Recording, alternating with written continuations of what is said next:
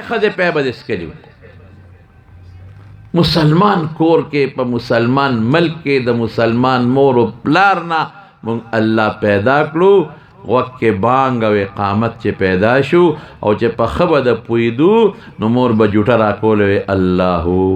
الله او بانګ شپه ورځ اورما رښتیا وایي دا د خدای فضل او کرم دی که نه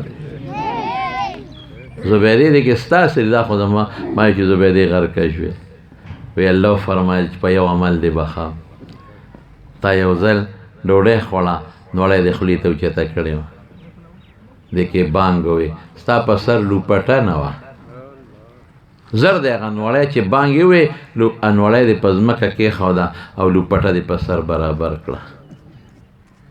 زما د نوم احترام دی وکړه بیا دې ډوډۍ خوړه په دې مې وبخلې زه جنت ته موږ څه کوو پخوا د ماشومانو جینکۍ به موږ لیدلې چې بانګ به وی په سر به یې لاس کېښود اوس لوپټه شته نه نو په سر څه کېږي اوس خو بربنډې ګرځي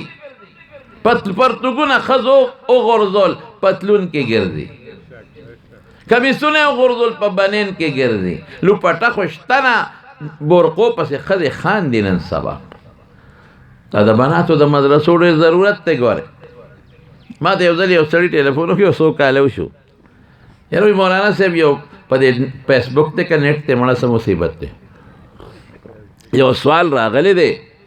او انعام پې ورکوي خو هغه چاله چې د چا جواب ډېر رکوټې پوټینې وي او جامې معنی وي او هغه دا چې د بناتو د مدرسو د جینکو د مدرسو څه کردار دی یو سیټو کو چا دا یو سوال ورکړ نو په دې خو کتابونه لیکلي کېږي علما پې بلا تقریرونه کوي خو چې رکوټې جوابي ما یې ولیکه ما ته نه مولوي صاحب لږ سوچ پې وکړه غټ انعام دی پکې مې مړه سوچ پې ما کړی تو لیکه دا جواب ورکا مې زمونږ په ملک کې د بناتو د جینکو د مدرسو مقصد دا دی چې زمونږ په دې خویندو لوڼو کې د حضرت فاطمه جلک پیدا شي نعرہ تکبیر نعرہ تکبیر جماعت العلماء اسلام سر برکب سر بلند اوس تشریح به وکړم اغیار لګیا دي زمونږ لوڼه خویندې بربنډی او زمونږ علما لګیا دي ماشاءالله خو چې ځین علما وله به راځي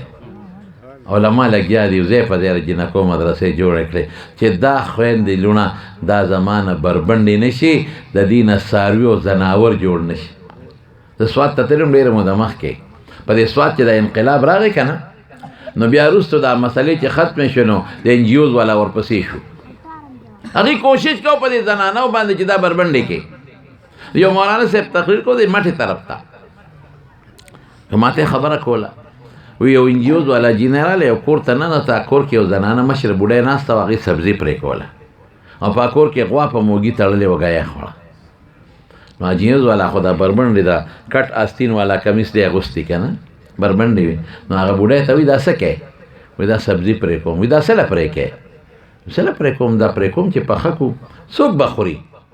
جنۍ ته څه وایې زه به وخورم خاوند به مې وخوري بچي به مې وخوري نو هغه انجیوز والا بربنډ هغه بوډۍ ته وایي وایي ته د غوا کې څه فرق دی دا غوا هم په دې کور کې ورته ګیا اچي خاوند دی او پیتېلي ته هم په دې کور کې د څیزونه راوړي پیدا ده نه اخلي نه غوا مارکیټ ولیده او نه تا مارکیټ ولیده نه د ابشار ولیده نه د مارکیټ ولیده نه د بار چې ته ځنګل ولیده نه د چې ته سیندونه سیل وکړه په دې کور کې غوا هم پیدا شو زړه شو مړه به شي او ته هم په دې کور کې زړه شي او پیدا شو مړه به شي نیک بختې باروزه سیلو کا چکرې ولګوه دا څه کې ته غوا کې څه فرق دی وی دا خبرې کولې دی کې کور والا خره را دننه شوه بوډۍ ورته وي ته د خره کې څه فرق دی دی کې او تا کې څه فرق دی دا هم بارګر دی دنیا ولیده او تا هم دنیا ولیده دم په ډېرانونو سرند کوي تا هم په ډېرانونو سرند وکړه د دې هم غاړه کې نیچته تا هم غاړه کې نیچته وایي دا خوارې دا مړې خپل کار کوه نو دوی د دې خویندو لوڼو نه د ځنګل خرې جوړوي او زمونږ د بناتو مدرسه دا ته د عایشې صدیقې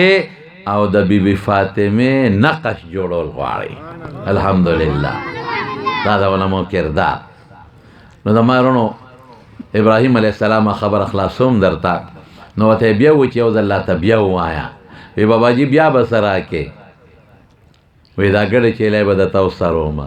دا به سرولم غواړي خو زما د رب نوم په خشته اواز ماته ووایه.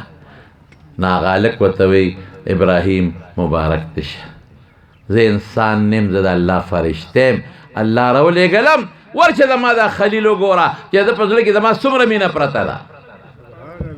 ورونو د خدای سره چې مینه کوې که نه نو قرآن د الله کلام د خدای خبرې نو تاسو به د الله د کلام او د خدای د خبرو سره مینه کوئ او پیغمبر مبارک د خدای رسول د هغې سره به مینه کوئ او مدرسو سره به مینه کوئ ځکه د الله د دین خدمت پکې کېږي او عالمانو قاریانو حافظانو سره عملي مینه به کوئ او یو بچی راولېږئ مدرسې ته علم پې وکړي او حافظان یې جوړ کړي او د ډوډۍ نه مه یېرېږئ روزي د خدای په لاس کې ده. هر څه خدای سره دی چې خدای سپیله روزي ورکوي خو په ذلت یې ورکوي دا به پرېږدو کافرانو له یې ورکوي چې خدای ته کنځل کوي کافرانو له یې ورکوي چې د خدای دشمني کوي نو چې څوک د خدای قرآن ته او د پیغمبر سنتو ته ناست هغې له به خدای ډوډۍ نه ورکوي ښه به ورکوي. نو دا څو خبرې مې ستاسو خدمت کې عرض کړې. حضرت مولانا عبدالحق صاحب زیده مجدهم حفظه الله الله دې په عمر کې برکت پیدا کړي والد محترم صاحب مفتی صاحب او دا نور علما کرام هم تشریف فرما دي رالل ډېر جله علما تشریف راوړو هغوی به هم بیانونه کې انشاءالله او تاسو ټول به دا مهرباني کوئ خپل بچي دا